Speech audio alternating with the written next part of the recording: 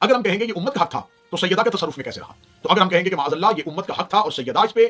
مالکن بن کے بیٹھی ہوئی تھی یا سیدہ نے اس کو معاذ اللہ ناجائز تصرف میں لیا ہوا تھا، تو پھر اہل سنت کی معتبر کتابوں میں صحیح مسلم سے لے کے اور جید کتابوں میں یہ درج ہے کہ جو کوئی کسی ایک مسلمان کی ایک بالش زمین کو ظلم کے ساتھ اپنے قبضے میں لے لے گا تو اس زمین کے ساتوں طبق اس کے گلے میں توق بنا کے ڈال دیے جائیں گے۔ دوسرا سوال کہ اگر جناب سیدہ صلوات اللہ علیہا دربار میں کسی اور کی ملکیت کے لیے اپنا مطالبہ کر رہی ہیں تو پھر اگر ہم کہیں گے یہ مطالبہ غلط ہے تو پھر قرآن کی آیت تطہیر ہمارے سامنے کھڑی ہے کہ ہر طرح کی غلطی اور ہر طرح کے رزق سے آل محمد کو ہمیشہ کے لیے اس رزق کو دور کیا ہوا ہے۔ تو اگر ہم کہیں گے کہ معاذ اللہ وہ مطالبہ غلط تھا تو پھر ماننا پڑے گا کہ اگر مطالبہ غلط تھا تو پھر آیت تطہیر کے بارے میں کیا خیال ہے؟ اگر نقل کفر کو فرماشت آیت تطہیر کو غلط کہیں گے تو پھر قرآن میں غلطی ہو جائے گی، اگر معاذ اللہ قرآن کو غلط کہا جائے گا تو پورے کے پورے مذہب اسلام کی چھت گر جائے گی۔ تو لہٰذا سیدہ کی دشمنی میں اتنا نہ کیجیے گا کہ معاذ اللہ سیدہ کے حق کو چھپاتے چھپاتے قرآن کی صداقت پہ حرف آ جائے۔ عام قانون کے مطابق اس طرح کے مقدمات اور ایسی نوعیت کے تنازعات میں سب سے پہلے یہ بات قابل غور ہوتی ہے کہ متنازع امور کون کون سے ہیں اور کس کس بات کا فیصلہ درکار ہے اور ثبوت مہیا کرنا کس فریق کی ذمہ داری بنتی ہے۔ یہ بات طے شدہ ہے کہ ثبوت مہیا کرنا اسی کی ذمہ داری ہوتی ہے جس کا دعویٰ ثبوت چاہتا ہو، اور اگر وہ ثبوت پیش نہ کر سکے تو اس کے دعوے کو رد کیا جاتا ہے۔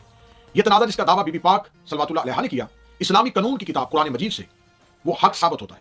کیونکہ قرآن احکام جناب سیدہ کے دعویٰ کے حق میں ہے۔ اب یہاں میں امت مسلمہ کے سامنے اور ہر جیت صاحب شعور مسلمان کے سامنے 5 سوالات رکھنا چاہتا ہوں۔ میں نے دعویٰ کیا جناب سیدہ کا حق تھا، میں نے اس پہ ثبوت فراہم کیے، اور آگے بھی یہ انشاءاللہ ویڈیو کا سلسلہ چلتا رہے گا تو ہم کوشش کریں گے کہ انتہائی آسان طریقے سے اس ایک اہم مسئلے کی طرف آپ کی توجہ کو مبذول کروائیں۔ میں 5 سوالات رکھنا چاہوں گا ہر ایک ذی شعور مسلمان کے سامنے کہ وہ ان 5 سوالات کے جواب تلاش کرنے کی کوشش کریں، کیونکہ ہم سے اکثر سوالات ہوتے ہیں، ہم چاہتے ہیں کہ آج ہم ان سوالات کو پلٹائیں اور 5 سوالات ہم آپ کے سامنے رکھتے ہیں، ہمیں انتہائی آسان اور عمدہ طریقے سے ان 5 سوالات کے جواب دیجیے گا۔ سوال نمبر 1، مدعا علیہ پر یہ ذمہ داری عائد ہوتی ہے کہ وہ ثابت کریں کہ حضرت فاطمہ جو اس دعویٰ کی مدعیہ ہے اپنے والد رسالت مآب کا ورثہ ان تک نہیں پہنچتا، اسے قرآن کی کسی نص سے ثابت کریں۔ سوال نمبر 2،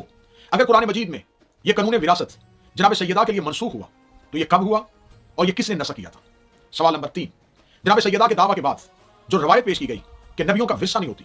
اس روایت کو کس ثبوت کے ساتھ قول رسول تسلیم کیا جائے؟ سوال نمبر 4، کیا صاحب قرآن جناب رسالت مآب نے اس اہم تنسیخ کا اعلان فرمایا تھا؟ اگر یہ اعلان کیا تھا کہ یہ آیت منسوخ ہو چکی ہے قانون وراثت کے لیے تو یہ کب، کہاں اور کس کے سامنے ہوئی؟ سوال نمبر 5، کیا ایک صحابی کی بیان کردہ روایت قرآن کے مقرر کردہ قانون کو منسوخ کر سکتی ہے؟ اگر کر سکتی ہے تو اس کی کوئی مثال پیش کیجیے گا کہ کب، کہاں اور ایسا کس کے سامنے ہوا تھا؟ یہ وہ سوالات ہیں جس کا جواب مجھے ذی شعور مسلمان سے چاہیے۔ اب صاحبان ہم آپ کو یہ مسلط نہیں کرتے کہ آپ یہ جوابات ہماری مرضی کے مطابق دیں، آپ اپنی عقل اور اپنی تحقیق کے مطابق ان سوالات کے جوابات تلاش کرنے کی کوشش کیجیے گا۔ ہمارے ہاں مذہب جعفریہ میں نظریات اور عقائد مسلط نہیں کیے جاتے، ہم اسی قرآن کے قانون کے مطابق زندگی گزارتے ہیں۔ لکم دینکم ولی دین، تمہیں تمہارا دین مبارک، ہمیں ہمارا دین مبارک۔ آپ اگر حقائق تک نہیں پہنچتے تو یہاں یہ بات بھی کہنے میں کوئی آر محسوس نہیں کروں گا کہ اگر آپ اللہ کو نہیں ماننا چاہتے تو بے شک اسے نہ مانیں، لیکن اس کی ربوبیت پہ سوال نہیں اٹھا سکتے۔ اگر آپ رسالت مآب کا کلمہ نہیں پڑھنا چاہتے تو زبردستی اسلام میں کلمہ پڑھوانے کا حکم نہیں، لیکن آپ نبی کی رسالت پہ بات نہیں کر سکتے۔ ایسے ہی آپ جناب سیدہ کے حق کو تسلیم کریں یا نہ کریں، لیکن آپ سیدہ کی عصمت پہ اور سیدہ کی طہارت پہ بات نہیں کر سکتے۔